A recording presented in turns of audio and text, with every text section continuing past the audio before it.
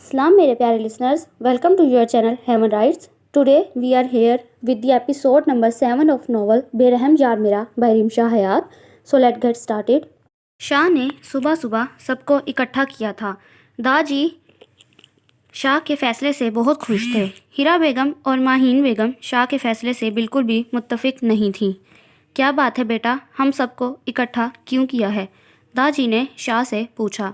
दाजी, फुफ्फो के आने पर मैं बताता हूँ, शाह ने कहा. थोड़ी देर बाद सदफ भी आ गई थीं. मैं आज ही निकाह करना चाहता हूँ, शाह ने संजीदगी से कहा. फेरी भी वहीं खड़ी थी. सदफ और सूफिया खुश हो गई थी. इनका प्लान काम कर गया था. फुफ्फो, आपको कोई मसला तो नहीं है? शाह ने सदफ से पूछा. नहीं बेटा, मुझे कोई मसला नहीं है. सदफ ने जल्दी से हाँ कर दी थी. इनको इस बात का भी खदशा था बाद में शाह निकाह के लिए मना ही ना कर दे. आज ज़ोहर के वक्त निकाह होगा, शाह कहकर वहाँ से चला गया था. हवेली में निकाह की तैयारियां शुरू हो गई थीं, लेकिन गांव में किसी को ना बताया गया था क्योंकि शाह ने मना किया था. हवेली के सबसे बड़े बेटे की शादी थी. दाजी अपने पोते के निकाह में कोई भी कसर छोड़ना नहीं चाहते थे. बेटा, ये सब क्या है? तुम तो कहते थे अपनी एंजल के सिवा किसी से शादी नहीं करोगे, अब क्या हुआ? सुलेमान शाह ने दबे दबे गुस्से में शाह से पूछा. बाबा, अपने बेटे पर यकीन रखिए, मैं कभी भी अपनी एंजल के साथ ज़्यादती नहीं करूँगा, शाह ने कहा और वहाँ से चला गया. इसने फेरी को कमरे में जाते हुए देखा था. फेरी को शाह के फैसले की समझ नहीं आई थी. इसे लग रहा था शाह सारा सच सबके सामने ले आएगा, लेकिन यहाँ तो शाह ने निकाह का कह दिया. फेरी इन्हीं सोचों में गुम थी जब इसे दरवाज़ा बंद होने की आवाज़ आई. फेरी ने दरवाजे की तरफ देखा. वहाँ शाह खड़ा मुस्कुरा रहा था. जाना, इतनी टेंशन में क्यों हो? शाह ने फेरी के पास आते हुए पूछा. आप निकाह कैसे कर सकते हैं? फेरी ने शाह से पूछा. वो खुद भी नहीं जानती थी कि वो क्या बोल रही है. जाना, जैसे तुम्हारे साथ किया था, शाह ने आंखों में शरारत लिए कहा. मेरे साथ तो ज़बरदस्ती किया था, अब तो आप अपनी मर्ज़ी से कर रहे हैं, फेरी ने कहा. तुम्हें एतराज़ है मेरे दूसरे निकाह से? शाह ने आंखों में शरारत लिए फेरी से पूछा. नहीं तो मुझे क्यों एतराज़ होगा? हाँ, मेरी एक शर्त ज़रूर है, फिर आप निकाह कर सकते हैं, फेरी ने संजीदगी से कहा. फेरी शाह की बात को संजीदा ले गई थी. और वो क्या है? शाह ने पूछा. आप मुझे तलाक दे दें, फिर आप जितने मर्ज़ी निकाह कर लें, फेरी ने बेफिक्री से कहा. शाह ने फेरी की बात को बहुत मुश्किल से बर्दाश्त किया था. शाह ने फेरी को बाजू से पकड़कर इसका रुख अपनी तरफ किया. शाह की आंखें एक पल में सुर्ख हुई थीं. फेरी को लग रहा था इसके बाजू की हड्डियां टूट जाएंगी. इसकी आंखों में पानी आ गया था. अगर आइंदा मजाक में भी तुमने अपने मुंह से ये बेहुदा अल्फाज निकाले या मुझसे अलग होने की बात की तो बहुत बुरा पेश आऊँगा, शाह ने गुस्से से गुर्राते हुए कहा और वहाँ से चला गया. फेरी आज फिर शाह से डर गई थी. मामा, मैं आपको बता नहीं सकती कि मैं कितनी खुश हूँ, सूफिया ने अपनी माँ के गले लगते हुए कहा. मैं जानती हूँ और मुझे पूरा यकीन था कि हार्ट अटैक वाला झूठ ज़रूर काम आएगा, सदफ ने भी मुस्कुराते हुए कहा. लेकिन मामा, मुझे एक बात समझ नहीं आई, सूफिया ने सदफ बेगम को कहा. वो क्या? सदफ ने पूछा. शाह का आज ही निकाह के लिए कहना, ये कुछ अजीब नहीं है, सूफिया ने कहा. अरे हमें इससे क्या, हमारा मकसद तो पूरा हो रहा है ना, यही काफ़ी है, सदफ ने कहा. ओके मामा, ब्यूटिशन आ गई हो गई, मैं तैयार होने जा रही हूँ, सूफिया ने कहा और वहाँ से चली गई. सब लोग जमा थे और मौलवी साहब का इंतज़ार कर रहे थे, लेकिन अभी तक मौलवी साहब नहीं आए थे क्योंकि शाह ने किसी भी मौलवी को आने का कहा ही नहीं था. शाह अभी तक मौलवी क्यों नहीं आया? दाजी ने शाह से पूछा. बस दाजी, वो देखिए, मौलवी साहब के आने से पहले मैं आपको किसी से मिलाना चाहता हूँ, शाह ने कहा. सब लोगों ने दरवाजे की तरफ देखा. सदफ और सूफिया ने जब डॉक्टर को देखा तो इनको झटका लगा था. मामा, ये यहाँ क्या कर रहा है? सूफिया ने परेशानी से अपनी माँ से पूछा. मुझे क्या पता, सदफ बेगम ने भी परेशानी से कहा. सबसे पहले मैं आपको एक वीडियो दिखाना चाहता हूँ, शाह ने कहा और फिर सामने दीवार पर लगी बड़ी सी LED पर एक वीडियो प्ले की. جس میں ڈاکٹر اور صوفیہ دونوں کی گفتگو کے ساتھ صوفیہ ڈاکٹر صاحب کو پیسے بھی دے رہی تھی۔ آواز بھی صاف سنائی دے رہی تھی۔ سب لوگ حیرانگی سے ویڈیو کی طرف دیکھ رہے تھے۔ ویڈیو ختم ہو چکی تھی۔ صوفیہ اور صدف کے چہرے لٹھے کی مانند سفید تھے۔ داجی تیش میں صدف کے پاس آئے۔ جتنے غصے میں وہ تھے، ممکن تھا کہ صوفیہ پر ہاتھ بھی اٹھا دیتے۔ مجھے معلوم نہیں تھا کہ میری بیٹی اتنا گر سکتی ہے۔ تم جانتی ہو تمہاری وجہ سے ہم لوگ کتنے پریشان تھے، لیکن تمہیں اس سب سے کیا لینا دینا؟ تمہیں تو اپنی بیٹیوں کی خوشی عزیز ہے۔ آج کے بعد مجھے اپنی شکل مت دکھانا اور آج کے آج اپنے گھر واپس چلی جاؤ، داجی نے غصے سے کہا۔ ڈاکٹر صوفیہ کے پاس آیا اور صوفیہ کے دیے ہوئے پیسے اسے واپس کر دیے۔ مجھے ان کی ضرورت نہیں ہے۔ کچھ پیسوں کے لیے میں اپنا ضمیر نہیں بیچ سکتا، ڈاکٹر کہہ کر وہاں سے چلا گیا تھا۔ شاہ نے صدف کی طرف دیکھنا بھی گوارا نہیں کیا۔ فیری کے دل کو سکون مل گیا تھا۔ صدف نے اپنے پیروں پر خود ہی کلہاڑی ماری تھی۔ وہ کیسے بھول گئی تھی کہ ان کے سامنے کوئی عام انسان نہیں بلکہ اذلان حیدر شاہ موجود ہے، جو بات کی کھال نکال نہ لے تب تک اسے سکون نہیں ملتا۔ ہیلو، میں اسما بات کر رہی ہوں۔ اسما نے شمس کو فون کیا تھا۔ جی، میں نے آپ کو پہچان لیا، شمس نے خوش دلی سے کہا۔ اسما کی آواز سن کر ہی اس کے چہرے پر مسکراہٹ آ گئی تھی۔ مجھے آپ کے پیسے واپس کرنے تھے، تو ہم کہاں مل سکتے ہیں؟ اسما نے شمس سے پوچھا۔ جو جگہ آپ کو بہتر لگے مجھے بتا دیں، میں اسی جگہ آ جاؤں گا، شمس نے کہا۔ شمس کی بات سن کر اسما کے چہرے پر مسکراہٹ آ گئی تھی۔ اسما نے ایک ریسٹورنٹ کا نام بتایا اور ٹائم کا بتا کر فون بند کر دیا اور خود تیار ہونے چلی گئی۔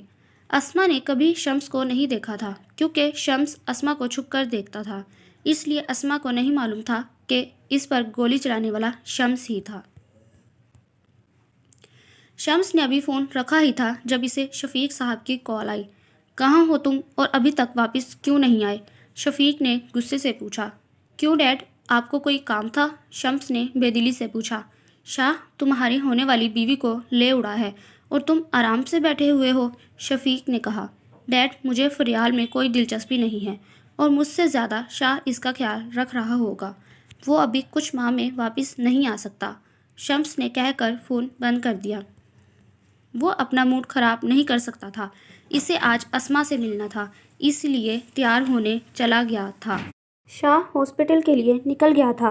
ڈاکٹر نے بتایا تھا کہ عالیہ کو ایک ایسی میڈیسن دی گئی ہے جس کی وجہ سے وہ سب کچھ بھول گئی ہے، یہاں تک کہ خود کو بھی نہیں پہچانتی، اور ہم ان کا علاج کر رہے ہیں، آہستہ آہستہ وہ ٹھیک ہو جائیں گی، ڈاکٹر نے شاہ کو کہا۔ شاہ عالیہ کے پاس آ گیا تھا اور کچھ دیر بیٹھا ان سے باتیں کرتا رہا۔ پھپھو، آپ بہت جلد ٹھیک ہو جائیں گی، شاہ نے عالیہ کے ماتھے پر بوسہ دیتے ہوئے کہا اور وہاں سے چلا گیا۔ اسے وجدان کی کال آئی تھی۔ وجدان ایما کو ساری بات بتا چکا تھا۔ ایما جانتی تھی کہ اظہر اس سے محبت نہیں کرتا۔ ایما واپس چلی گئی تھی، لیکن جاتے وقت اظہر کے ہاتھ میں طلاق کے پیپر دے گئی تھی۔ اظہر نے ایما کو بھی کھو دیا تھا اور رابیل کو بھی، اب اس کے ہاتھ میں کچھ بھی نہیں تھا، لیکن اس نے عہد کیا تھا کہ وہ رابیل کو واپس حاصل کرے گا۔ وجی نے شاہ کو ایک ریسٹورنٹ میں بلایا تھا۔ شاہ جب واپس پہنچا تو سلیمان شاہ کو دیکھ کر حیران ہوا تھا۔ بابا، آپ یہاں، خیریت؟ شاہ نے سلام کے بعد سلیمان شاہ سے پوچھا۔ ہاں بیٹا، سب خیریت ہے، میں تم دونوں کو ایک ضروری بات بتانے آیا ہوں، سلیمان شاہ کچھ وقفے کے بعد بولے۔ اسما زندہ ہے، سلیمان شاہ نے کہا۔ وجی اور شاہ کے لیے یہ بات کسی شوق سے کم نہیں تھی۔ بابا، آپ یہ کیا کہہ رہے ہیں؟ وہ تو گولی لگنے کی وجہ سے ہم سب کو چھوڑ گئی تھی، آپ نے ہی تو کہا تھا، شاہ نے بے یقینی سے اپنے باپ سے پوچھا۔ جانتا ہوں بیٹا، لیکن وہ سب میں نے اسما کے لیے ہی کیا تھا، اب وہ ٹھیک ہے، میرے ایک دوست کے پاس جو باہر کے ملک رہتا ہے، میں نے اسما کو اس کے حوالے کیا تھا، سلیمان شاہ نے کہا۔ ڈیڈ، میں کل ہی اس سے ملنے جاؤں گا، شاہ نے جلدی سے کہا۔ نہیں بیٹا، وہ 1 ماہ بعد پاکستان واپس آ رہی ہے اور اس نے کہا ہے وہ سب کو سرپرائز دینا چاہتی ہے، سلیمان شاہ نے کہا۔ تایا جان، آپ نے تو ہمیں بہت اچھی خبر سنائی ہے، وجدان نے خوشی سے کہا۔ وجدان ٹھیک کہہ رہا ہے بابا، میں بہت خوش ہوں، شاہ نے کہا۔ خوشی اس کے چہرے سے جھلک رہی تھی۔ اب میں چلتا ہوں، مجھے ضروری کام ہے، سلیمان شاہ نے اٹھتے ہوئے کہا۔ تایا جان کچھ دیر تو ٹھہرتے ہمارے ساتھ؟ وجدان نے کھڑے ہوتے ہوئے کہا۔ بیٹا مجھے بہت ضروری کام ہے، اگر نہ ہوتا تو ضرور ٹھہر جاتا، سلیمان شاہ نے وجدان کو گلے لگاتے ہوئے کہا۔ اور ہاں نکاح بہت بہت مبارک ہو، سلیمان شاہ نے کہا اور وہاں سے چلے گئے، کیونکہ انہیں معلوم تھا کہ وجدان نے اپنے نکاح کا شاہ کو نہیں بتایا ہے۔ وجی بیٹا اب تجھے شاہ سے کوئی نہیں بچا سکتا، وجدان نے دل میں کہا اور شاہ کی طرف دیکھا جو اسے خونخوار نظروں سے گھور رہا تھا جیسے سالم نگل جائے گا۔ شاہ دیکھ یار سب کچھ بہت جلدی میں ہوا اور تو بھی بزی تھا، وجدان نے جلدی سے اپنی صفائی دینی چاہی تو شاہ نے کہا اتنا بھی بزی نہیں تھا کہ ایک فون کال نہ سن سکتا، شاہ نے گھورتے ہوئے کہا۔ اچھا چل تجھے اپنی بیوی سے ملواتا ہوں، شاہ نے وجدان کو دیکھا۔ میں آج بھی اتنا ہی بزی ہوں، خود جا کے مل اپنی بیوی سے، شاہ نے منہ بناتے ہوئے کہا۔ وجدان شاہ کی شکل دیکھ کر ہنس پڑا تھا۔ یار تجھے سارا معاملہ بتاتا ہوں، وجی نے بے چارگی سے کہا۔ شاہ کو بھی وجدان کی شکل دیکھ کر ترس آ گیا تھا، اس لیے اس کے ساتھ چل پڑا۔ شاہ جب وجدان کے گھر آیا تو رابی کو دیکھ کر حیران رہ گیا۔ یہ تمہاری سیکریٹری ہے نا؟ وجدان کی طرف دیکھتے ہوئے شاہ نے پوچھا۔ ہاں اور اب بیوی بھی ہے، وجدان نے رابیل کی طرف دیکھ کر مسکرا کر کہا۔ السلام علیکم، رابی نے شاہ کو دیکھتے ہی کہا۔ کیسی ہیں آپ؟ وجدان آپ کو تنگ تو نہیں کرتا؟ شاہ نے سلام کا جواب دینے کے بعد پوچھا۔ شاہ کے سوال پر رابی نے وجدان کی طرف دیکھا جو رابی کو ہی دیکھ رہا تھا۔ رابی نے نام میں سر ہلایا۔ راستے میں وجدان نے شاہ کو رابی کے بارے میں بتا دیا تھا اور یہ بھی بتایا تھا کہ رابی فیری کی بڑی بہن ہے۔ شاہ کو یہ جان کر بہت خوشی ہوئی تھی۔ وجی پھر اپنی بیوی کو حویلی کب لے کر آ رہے ہو؟ شاہ نے وجدان سے پوچھا۔ جب تم اپنی بیوی کا تعارف حویلی والوں سے کراؤ گے، وجدان نے مزاح میں کہا۔ تو پھر تم تیار ہو جاؤ کیونکہ میں بہت جلد حویلی والوں کو سرپرائز دینے والا ہوں، شاہ نے مسکراتے ہوئے کہا۔ رابی کھڑی دونوں بھائیوں کی نوک جھونک دیکھ رہی تھی۔ اوکے وجی اب میں چلتا ہوں، شاہ نے اپنی گھڑی کی طرف دیکھتے ہوئے کہا۔ اسے عالیہ بیگم کے پاس جانا تھا۔ بھائی آپ کھانا تو کھا کر جائیں، وجدان نے سارا کھانا خود اپنے ہاتھوں سے بنایا ہے، رابی نے مسکراتے ہوئے شاہ کو کہا۔ رابی کی بات سن کر شاہ مسکرا پڑا۔ بالکل میری بہن کے شوہر نے اتنے پیار سے کھانا بنایا ہے، میں ضرور کھا کر جاؤں گا، شاہ نے مسکراتے ہوئے کہا۔ وجدان کو سمجھ نہیں آئی تھی کہ رابی نے اس کی تعریف کی ہے یا بےعزتی۔ رابی کچن میں چلی گئی تھی۔ او بھائی اس نے تیری بےعزتی اور تعریف دونوں کی ہیں، زیادہ نہ سوچ، اب تو یہ چلتا رہے گا، شاہ نے وجدان کو کہا اور اندر چلا گیا۔ اسے کیسے معلوم ہوا کہ میں کیا سوچ رہا ہوں، وجدان نے دل میں سوچا اور خود بھی اندر چلا گیا۔ آپ بھی کسی خاص سے ملنے جا رہی ہیں آپ؟ لائبہ نے اسما سے پوچھا جو کب سے اسی سوچ میں گم تھی کہ کیا پہن کر جائے۔ کیا مطلب؟ تمہیں بتایا تو تھا، ایک لڑکے نے میری مدد کی تھی تو پیسے لوٹانے جا رہی ہوں، اسما نے کہا۔ تو آپی آپ کے کوئی سے بھی کپڑے پہن لیں، پہلے تو آپ نے کبھی بھی اپنے کپڑوں کی ٹینشن نہیں لی، لائبہ نے مسکراہٹ چھپاتے ہوئے کہا۔ تم خاموش رہو، اسما سے جب کوئی بات نہیں بنی تو لائبہ کو خاموش ہونے کا کہہ کر جلدی سے چینج کرنے چلی گئی۔ شمس کافی دیر سے بیٹھا اسما کا انتظار کر رہا تھا جو ابھی تک نہیں آئی تھی۔ پتہ نہیں کب یہ لڑکی اپنا دیدار کروائے گی، شمس نے دل میں سوچا، لیکن جب سامنے نظر گئی تو پلٹنا بھول گئی۔ اسما نے بلو کلر کی شلوار قمیض پہنی ہوئی تھی اور لمبے سے دوپٹے کے ساتھ الجھی ہوئی تھی۔ اس کے چہرے پر الجھن دیکھ کر ہی معلوم ہو رہا تھا کہ اس نے پہلی بار اتنا بڑا دوپٹہ لیا ہے، لیکن شلوار قمیض میں اسما بہت اچھی لگ رہی تھی۔ اسما کو دیکھ کر شمس کے چہرے پر مسکراہٹ آ گئی۔ آئی ایم سوری، مجھے آنے میں دیر ہو گئی، اسما نے شمس کے سامنے بیٹھتے ہوئے کہا۔ کوئی بات نہیں، میں خود تھوڑی دیر پہلے ہی آیا ہوں، شمس نے مسکرا کر کہا۔ اوہ یہ تو اچھا ہوا، کچھ آرڈر کیا کہ نہیں؟ اسما نے شمس سے پوچھا۔ نہیں، آپ کو جو پسند ہے آرڈر کر لیں، شمس نے اسما کے چہرے پر نظریں گاڑے کہا۔ اوکے، اسما نے کہا۔ یہ آپ کے پیسے، اسما نے پیسے شمس کے آگے کرتے ہوئے کہا۔ شمس نے پہلے پیسوں کی طرف دیکھا اور پھر اسما کی طرف۔ میں ایک خوبصورت لڑکی سے پیسے لیتا ہوا اچھا لگوں گا؟ شمس نے اسما کو کہا۔ آپ مجھ سے فلرٹ کرنے کی کوشش کر رہے ہیں؟ اسما نے شمس کی طرف دیکھتے ہوئے پوچھا۔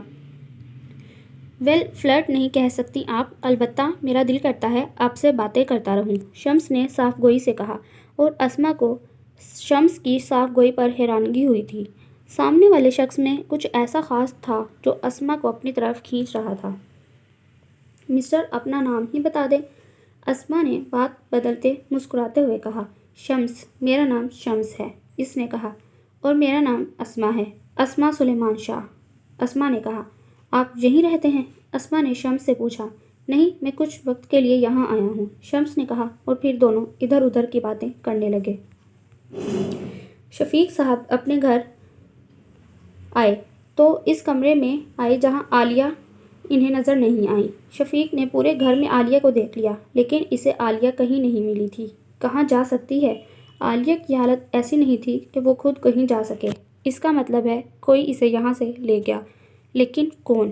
عالیہ کو تو کسی کو بھی معلوم نہیں تھا، یہاں تک کہ شمس کو بھی نہیں۔ پھر کیسے؟ شفیق نے ٹہلتے ہوئے پریشانی سے سوچا۔ اس والے گھر کا صرف شمس کو معلوم تھا، لیکن وہ کبھی بھی اس گھر میں نہیں آیا تھا۔ اظہر تہمینہ بیگم سے ملنے آیا تھا۔ اس نے تہمینہ سے معافی بھی مانگی تھی اور تہمینہ نے معاف کر دیا تھا۔ خالہ جان، آپ تو جانتی ہیں میں رابی کو کتنا چاہتا ہوں، کیا آپ رابی کو واپس لانے میں میری مدد کریں گی؟ اظہر نے تہمینہ سے پوچھا، جو یہ بات بالکل ہی فراموش کر گئی تھی کہ اظہر نے ان کی بیٹی کے کردار پر کیچڑ اچھالنے کی کوشش کی تھی، لیکن ابھی بھی ان کو رابی سے زیادہ اظہر عزیز تھا، کیونکہ دونوں ایک ہی جیسے تھے۔ میں خود ایسا چاہتی ہوں بیٹا، میں نے شروع سے ہی سوچا تھا کہ رابی تمہاری دلہن بنے گی۔ تم اپنے آپ کو اکیلا نہ سمجھنا، میں تمہارے ساتھ ہوں، اور ویسے بھی مجھے وہ لڑکا اپنی رابی کے لیے بالکل بھی اچھا نہیں لگا، تہمینہ نے کہا۔ تہمینہ کی بات سن کر اظہر کے چہرے پر مسکراہٹ آ گئی تھی۔ وجدان شاہ، رابی میری تھی اور میری ہی رہے گی، میں رابی کو تم سے چھین لوں گا، اظہر نے نفرت سے سوچا۔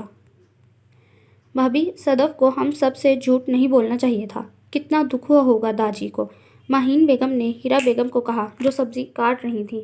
دکھ تو ان کو بہت ہوا ہے ماہین، لیکن ہم کیا کر سکتے ہیں، بس یہی کہہ سکتے ہیں اللہ صدف کو ہدایت دے، ہیرا بیگم نے کہا۔ اتنے میں صدف بھی کچن میں آ گئی تھیں۔ بھابھی پلیز آپ دونوں مجھے معاف کر دیں، میں اپنے کیے پر بہت شرمندہ ہوں، صدف نے روتے ہوئے کہا۔ صدف، تم جانتی ہو ہم سب کتنا پریشان ہو گئے تھے، تم ایک بار تو ہم سب کے بارے میں سوچتی، اور داجی کو کتنی تکلیف پہنچائی ہے تم نے، ہیرا بیگم نے صدف سے کہا۔ بھابھی میں جانتی ہوں، اور مجھے اپنے غلطی کا احساس ہو گیا ہے، میں داجی سے بھی معافی مانگ لوں گی، لیکن پلیز آپ دونوں مجھے معاف کر دیں، صدف نے کہا۔ تم رونا بند کرو، اور ہم دونوں نے تمہیں معاف کر دیا ہے، لیکن داجی تم سے بہت زیادہ خفا ہیں، ان سے معافی مانگ لو، ماہین بیگم نے صدف کو کہا۔ جی بالکل، میں داجی سے معافی مانگ لوں گی، آپ دونوں کا بہت بہت شکریہ میری غلطی پر مجھے معاف کرنے کے لیے، صدف نے دونوں کے گلے لگتے ہوئے کہا۔ لگتا ہے شاہ مجھ سے ناراض ہو گئے ہیں، اب میں کیا کروں؟ فیری نے اپنے ناخن چباتے ہوئے سوچا۔ انہوں نے بھی تو مجھے کتنی تکلیف پہنچائی تھی، فیری نے خود سے کہا۔ ہاں، انہوں نے مجھے بہت تکلیف پہنچائی تھی، اور میں نے کچھ غلط نہیں کہا، فیری نے اپنے آپ کو حوصلہ دیتے ہوئے کہا، لیکن اس کا دل اس دلیل پر ابھی بھی مطمئن نہیں ہوا تھا۔ یا اللہ، شاہ کے ناراض ہونے سے مجھے برا کیوں لگ رہا ہے، فیری نے پریشانی سے کہا۔ اف، کیا ہو رہا ہے میرے ساتھ، فیری نے اپنا سر پکڑتے ہوئے کہا۔ وہ جب بھی واپس آئیں گے میں ان سے معافی مانگ لوں گی، فیری نے خود سے کہا۔ اب اس کے دل کو سکون ملا تھا۔ داجی نماز پڑھ کر فارغ ہوئے تھے جب انہوں نے صدف کو اپنے کمرے میں دیکھا۔ تم کیا لینے آئی ہو یہاں، چلی جاؤ یہاں سے، داجی نے غصے سے کہہ کر منہ پھیر لیا۔ داجی، میں جانتی ہوں میں نے آپ کا دل دکھایا ہے، آپ کو تکلیف پہنچائی ہے، میں جانتی ہوں میں معافی کے قابل نہیں ہوں، لیکن میں آپ کی آنکھوں میں اپنے لیے نفرت برداشت نہیں کر سکتی، میں یہاں سے چلی جاؤں گی، بس آپ مجھے معاف کر دیں، صدف نے داجی کے قدموں میں بیٹھتے ہوئے رو کر کہا۔ داجی کی آنکھوں میں بھی پانی آ گیا تھا، ایک ہی تو بیٹی ان کے پاس تھی، اسے بھی اپنے سے دور نہیں کرنا چاہتے تھے۔ صدف، میں نے تمہیں معاف کیا، لیکن یاد رکھنا یہ آخری بار ہے، اس کے بعد تمہیں معافی نہیں ملے گی، اور اب مجھے نوافل پڑھنے ہیں، تم جاؤ یہاں سے، داجی نے سخت لہجے میں کہا۔ صدف اسی بات پر خوش ہو گئی تھی کہ داجی نے اسے معاف کر دیا ہے۔ داجی، صدف نے خوشی سے کہا اور کمرے سے چلی گئی۔ اسما اپنی فرینڈز کے ساتھ بیٹھی ہوئی تھی جب اس کی ایک دوست نے کہا، اسما، آج تک تم نے ہمارے سارے چیلنج پورے کیے ہیں، آج بھی تمہیں ہم ایک چیلنج دیتے ہیں، اگر تم نے پورا کر لیا تو جو تم کہو گی میں وہ کروں گی۔ اسما کی فرینڈ نے مسکراتے ہوئے کہا۔ اچھا، اور وہ چیلنج کیا ہے؟ اسما نے کولڈ ڈرنک کا سپ لیتے ہوئے پوچھا۔ وہ سامنے لڑکوں کا گروپ دیکھ رہی ہو؟ اسما کی فرینڈ نے سامنے اشارہ کرتے ہوئے کہا۔ باقی سب لڑکیاں بھی ان دونوں کی طرف متوجہ ہو گئی تھیں۔ ہاں، اور جس لڑکے کے ساتھ ایک لڑکی بیٹھی ہوئی ہے یقیناً وہ اس لڑکے کی گرل فرینڈ ہوگی، تمہیں اس لڑکے کا بریک اپ کروانا ہے۔ سمپل، اسما کی فرینڈ نے ساری بات بتاتے ہوئے کہا۔ بس، یہ تو میرے بائیں ہاتھ کا کھیل ہے، اسما نے خوشی سے کہا اور ان لڑکوں کی ٹیبل کی طرف چلی گئی۔ شمس یہاں اپنے دوست کو ملنے آیا تھا اور اسما کے پاس والی ٹیبل پر ہی بیٹھا ہوا تھا اور ان کی ساری باتیں بھی سن چکا تھا۔ لگتا ہے یہ لڑکی پاگل ہے اور ساتھ اس کی فرینڈز بھی، شمس غصے میں بڑبڑایا۔ شمس اپنی جگہ سے اٹھنے ہی والا تھا جب اس کا دوست وہاں آ گیا۔ مجبوراً شمس کو وہاں بیٹھنا پڑا، لیکن اس کا سارا دھیان اسما کی طرف تھا جو پتہ نہیں اس لڑکے کو کیا کہہ رہی تھی۔ شاہ جب واپس آیا تو اپنے کمرے میں فیری کو دیکھ کر اسے خوشگوار سی حیرت ہوئی تھی، پر اس نے ظاہر نہیں کیا تھا۔ تم یہاں میرے کمرے میں کیا کر رہی ہو؟ شاہ نے سنجیدگی سے پوچھا۔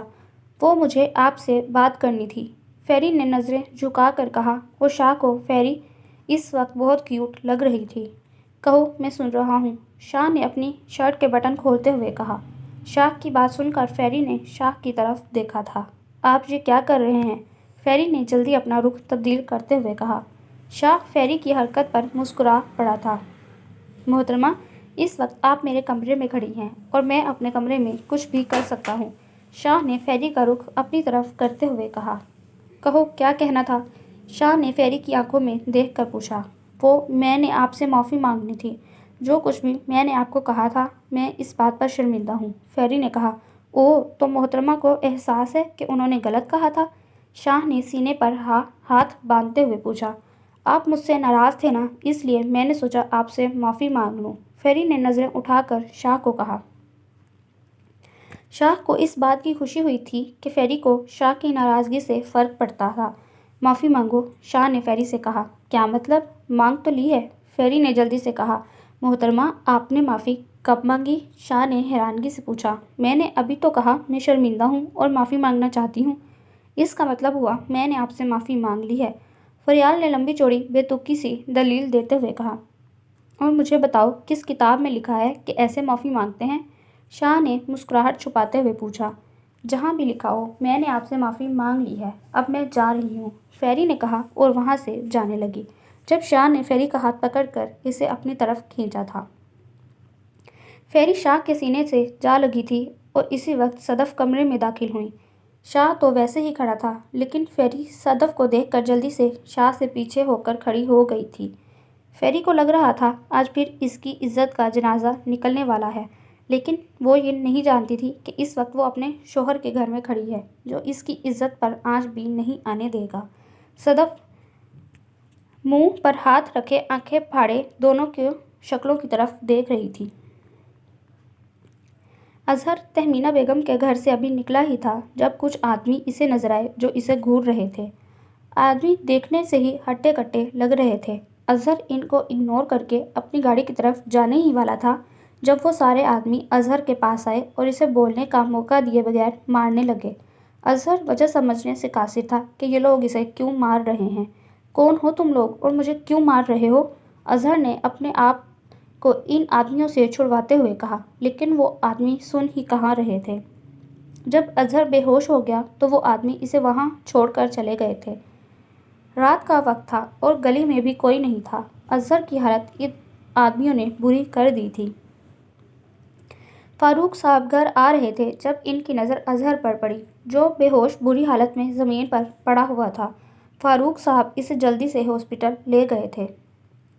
تم کتنے بے وفا ہو، مجھے تم نے کہا تھا تم بیمار ہو اور گھر پر ہو، لیکن یہاں کسی لڑکی کے ساتھ بیٹھے ہوئے ہو اور عیاشی کر رہے ہو، تم میں ذرا بھی شرم نہیں ہے۔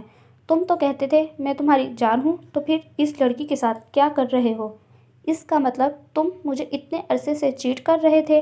اسما نے اس لڑکے کے پاس جاتے ہی اپنے نکلی آنسو بہاتے ہوئے اس لڑکے کو کہا۔ وہ لڑکا حیران سا اسما کو دیکھ رہا تھا۔ کیا فضول بول رہی ہو؟ میں تو تمہیں جانتا تک نہیں۔ آج سے پہلے تو میں نے تمہیں کبھی نہیں دیکھا، اس لڑکے نے پریشانی سے کہا۔ واہ، مجھ سے کتنے محبت کے دعوے کرتے تھے اور اب اس لڑکی کے سامنے مجھے پہچاننے سے انکار کر رہے ہو۔ اسما نے اپنے آنسو صاف کرتے ہوئے کہا۔ مجھے تو پہلے ہی تم پر شک تھا، تم ایک گھٹیا انسان ہو اور آئندہ مجھے کال کرنے کی کوشش کی تو اندر کروا دوں گی، اس لڑکی نے غصے سے کہا اور وہاں سے چلی گئی۔ وہ لڑکا حیران سا کھڑا تھا۔ اس لڑکے کے باقی دوست بھی معاملے کو سمجھنے کی کوشش کر رہے تھے۔ اسما نے وہاں سے کھسکنے میں ہی عافیت جانی۔ اسما وہاں سے چلی گئی تھی، لڑکوں کا دھیان اسما کی طرف نہیں تھا۔ لو، کر لیا چیلنج پورا، اسما نے باہر آتے ہی ہنستے ہوئے کہا۔ ویسے یار مان گئے تمہیں، اسما کی فرینڈ نے بھی اسے داد دیتے ہوئے کہا۔ اب چلو یہاں سے، اگر وہ لڑکے باہر آ گئے تو ہم سب مشکل میں پھنس جائیں گے، اسما نے جلدی سے کہا اور وہاں سے چلی گئی۔ یار وہ خوبصورت لڑکی کون تھی جو تجھ سے پیار کا دعویٰ کر رہی تھی؟ اس لڑکے کے دوست نے پوچھا۔ وہ جو بھی تھی لیکن اب مجھ سے بچ نہیں سکے گی، لڑکے نے غصے سے کہا۔ اسما نہیں جانتی تھی کہ اس نے مذاق مذاق میں کس مصیبت کو گلے لگا لیا تھا۔ شمس جب اپنے دوست سے فارغ ہوا تو اس نے اس ٹیبل کی طرف دیکھا جہاں اسما کھڑی تھی، لیکن اب وہاں نہ تو وہ لڑکی تھی اور نہ ہی اسما تھی۔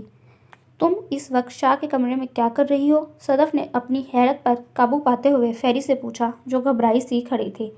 پھوپھو، وہ آپ کو جواب دینے کی پابند نہیں ہے، شاہ نے سنجیدگی سے کہا۔ فیری جاؤ اپنے روم میں، شاہ نے فیری کی طرف دیکھتے ہوئے کہا۔ فیری وہاں سے جانے ہی والی تھی جب صدف نے فیری کو اپنے بازوؤں سے پکڑ کر روکا۔ کہاں جا رہی ہو بدچلن لڑکی؟ اس لیے تم یہاں آئی تھی کہ یہاں کے لڑکوں پر ڈورے ڈال سکو، صدف نے نفرت سے فیری کا بازو پکڑ کر اسے کمرے سے باہر لے جاتے ہوئے کہا۔ صدف کی بات سن کر شاہ کا پارا ہائی ہو گیا تھا۔ یہ کیا کر رہی ہیں آپ؟ چھوڑیں مجھے، فیری نے صدف سے اپنا ہاتھ چھڑواتے ہوئے کہا۔ صدف فیری کو نیچے لے گئی تھی۔ داجی، بھابھی، بھائی کہاں ہیں آپ لوگ؟ باہر آئیں، صدف نے اونچی آواز میں سب کو باہر آنے کا کہا۔ فیری کا بازو ابھی بھی صدف نے پکڑا ہوا تھا۔ شاہ بھی نیچے آ گیا تھا اور سینے پر ہاتھ باندھے کھڑا تھا۔ اس نے آنکھوں سے فیری کو حوصلہ دیا تھا۔ کیا ہو گیا ہے صدف؟ کیوں تم شور مچا رہی ہو اور بچی کا بازو کیوں پکڑا ہوا ہے؟ داجی حیرانگی سے صدف کی طرف دیکھتے ہوئے پوچھنے لگے۔ داجی پوچھئے اس بدچلن لڑکی سے، رات کے اس پہر یہ ہمارے شاہ کے کمرے میں کیا کر رہی تھی؟ چلو کمرے میں تو تھی لیکن شاہ کے گلے کیوں لگی ہوئی تھی؟ صدف نے اونچی آواز میں کہا۔ فیری نے اپنی آنکھیں بند کر لی۔ صدف کیا بکواس کر رہی ہو؟ ہوش میں تو ہو تم؟ داجی نے بھی غصے میں کہا۔ داجی میں سچ کہہ رہی ہوں، اگر مجھ پر آپ کو یقین نہیں تو اس سے پوچھئے، صدف نے فیری کو داجی کے سامنے کرتے ہوئے کہا۔ اس سے پہلے داجی فیری سے کچھ پوچھتے شاہ بول پڑا۔ اس سے کیا پوچھ رہے ہیں آپ؟ مجھ سے پوچھئے، ہمیشہ لڑکی کو ہی کیوں آپ لوگ غلط سمجھتے ہیں؟ شاہ نے ٹھنڈے لہجے میں کہا۔ شاہ کا لہجہ ایسا تھا کہ وہاں کھڑے سب لوگ شاہ کو دیکھ کر خوف محسوس کرنے لگے۔ تو بتاؤ برخوردار، کیا یہ لڑکی تمہارے کمرے میں تھی؟ داجی نے شاہ سے پوچھا۔ جی بالکل تھی، اور میں نے ہی اسے اپنے کمرے میں بلایا تھا، شاہ نے صدف کی طرف دیکھتے ہوئے کہا۔ ہم کیسے مان لیں کہ تم سچ بول رہے ہو اور یہ تمہارے گلے کیوں لگی ہوئی تھی؟ صدف نے شاہ سے پوچھا۔ آپ لوگوں کے ماننے یا نہ ماننے سے مجھے کوئی فرق نہیں پڑتا، اور جہاں تک بات ہے گلے لگنے کی تو وہ میرے گلے نہیں لگی تھی، میں نے اسے لگایا تھا، شاہ نے آرام سے کہا۔ وہاں کھڑے سارے لوگ شاہ کی بات سن کر حیران ہوئے تھے، کیونکہ آج تک شاہ نے کسی بھی لڑکی کو نظر اٹھا کر دیکھا نہیں تھا۔ وہ ہمیشہ سے ہی کہتا تھا کہ اس کے دل میں اس کی اینجل کے سوا کسی اور لڑکی کی جگہ نہیں ہے، لیکن اب کسی لڑکی کو گلے لگانا، یہ بات سب کو حیران کر گئی تھی۔ برخوردار، تمہاری تربیت ہم نے ایسی تو نہیں کی تھی، اور لگتا ہے تم میں شرم ختم ہو گئی ہے، داجی نے غصے میں کہا۔ داجی، بیوی کو گلے لگانے میں کہا کہ شرم؟ شاہ نے بے باکی سے مسکرا کر کہا۔ کیا مطلب؟ صدف نے حیرانگی سے پوچھا۔ مطلب یہ کہ فریال میری بیوی ہے اور میں اس سے نکاح کر چکا ہوں، یہ مسز اذلان حیدر شاہ اور اس حویلی کی بڑی بہو مائی کیوٹ اینجل۔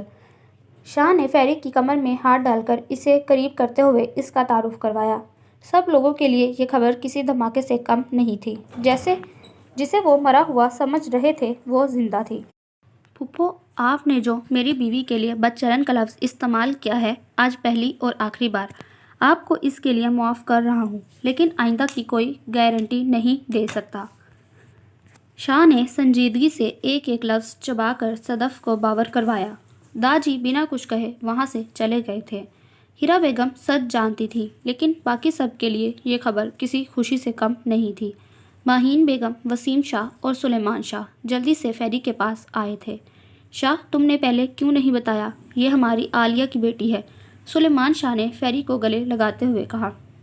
بابا، میں تو سرپرائز دینا چاہتا تھا، لیکن پھپھو نے میرے سرپرائز پر پانی پھیر دیا، شاہ نے مسکراتے ہوئے کہا۔ وسیم شاہ نے فیری کے ماتھے کو چوما تھا۔ مجھے پہلے ہی لگا تھا کہ اس کی شکل ہماری عالیہ سے ملتی ہے، لیکن دیکھو یہ سچ ہے، وسیم شاہ نے خوشی سے کہا۔ فیری اپنے لیے اتنی محبت دیکھ کر بہت خوش ہوئی تھی۔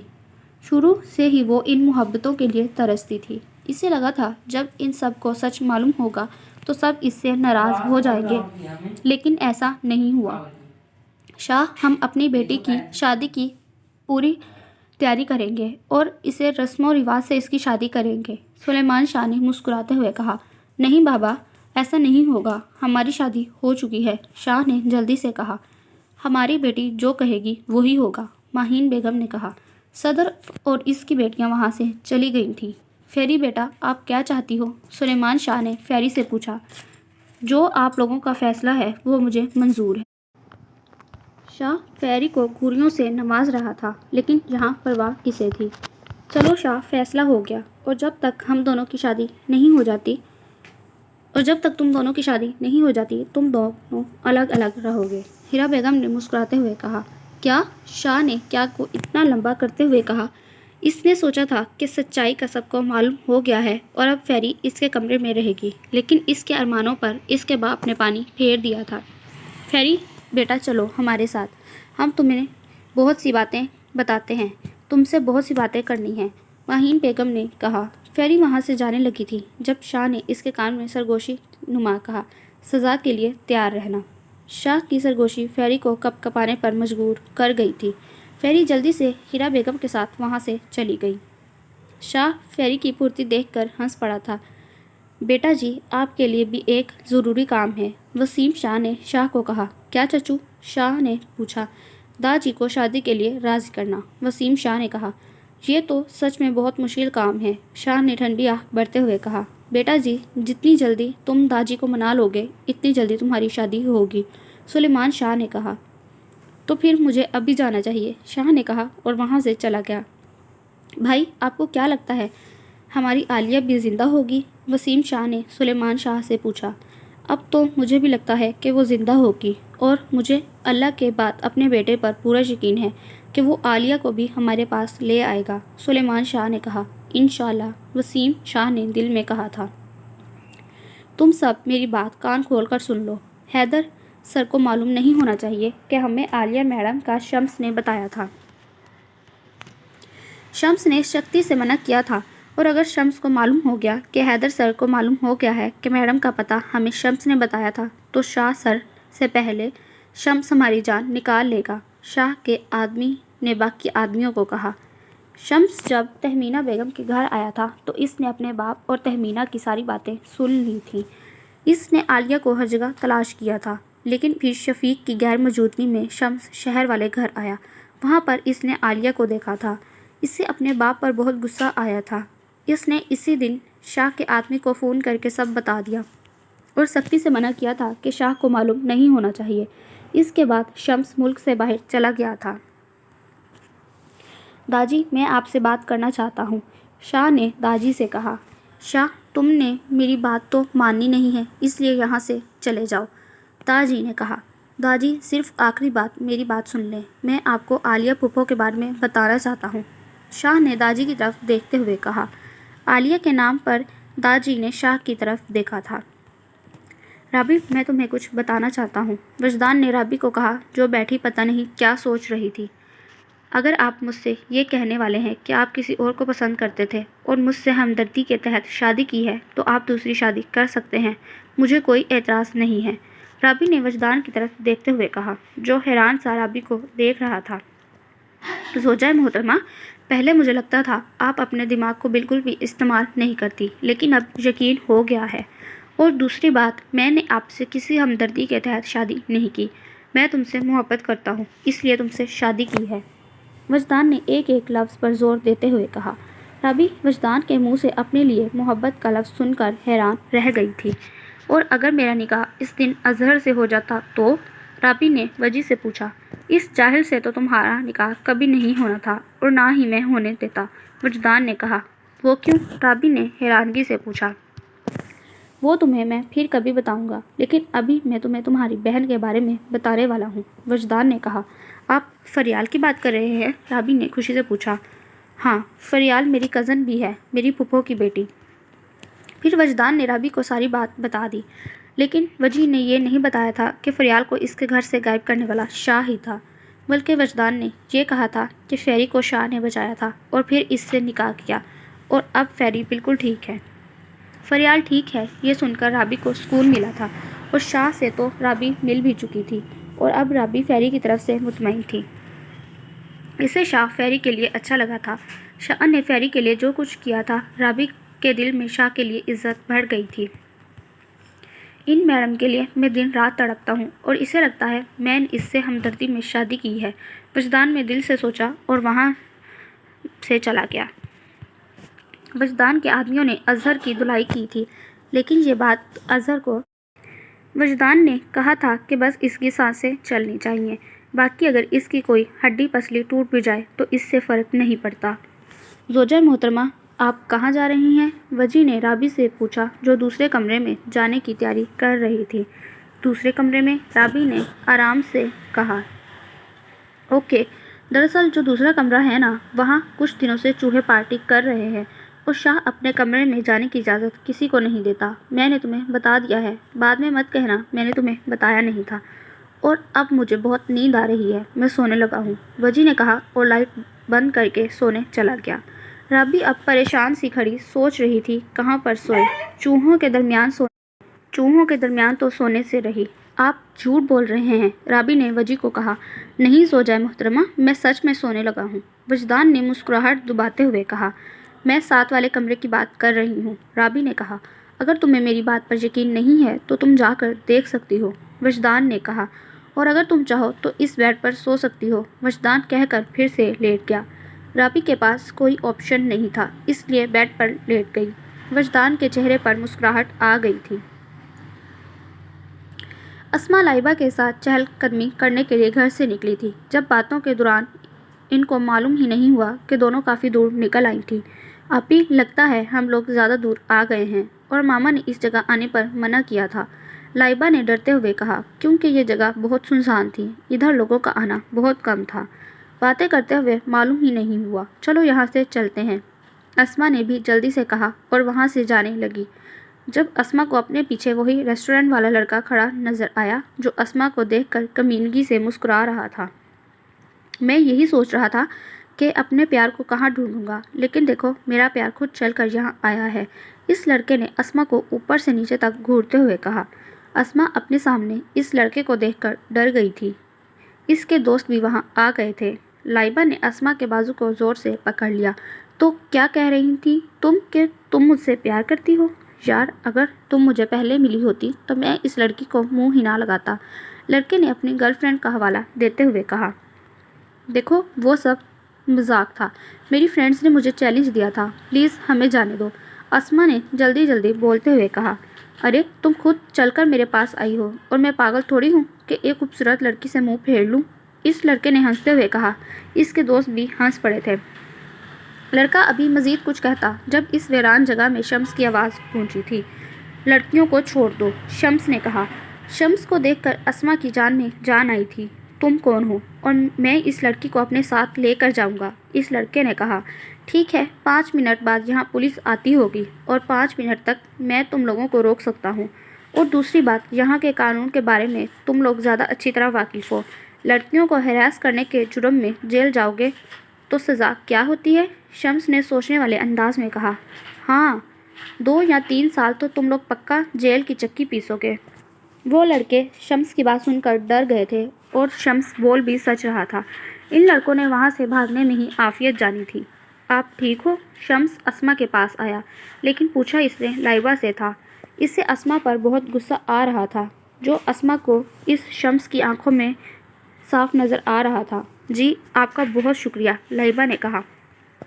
میں آپ لوگوں کو گھر چھوڑ دیتا ہوں، شمس نے کہا۔ اسما اور لائبہ خاموشی سے شمس کے پیچھے چل پڑی تھیں۔ So listeners, that was the end of today's episode. Hope that you like it. Do subscribe if you like. This is the only source of motivation for me. بہت جلد ملتے ہیں ناول کے نیکسٹ ایپیسوڈ کے ساتھ، تب تک کے لیے اللہ حافظ۔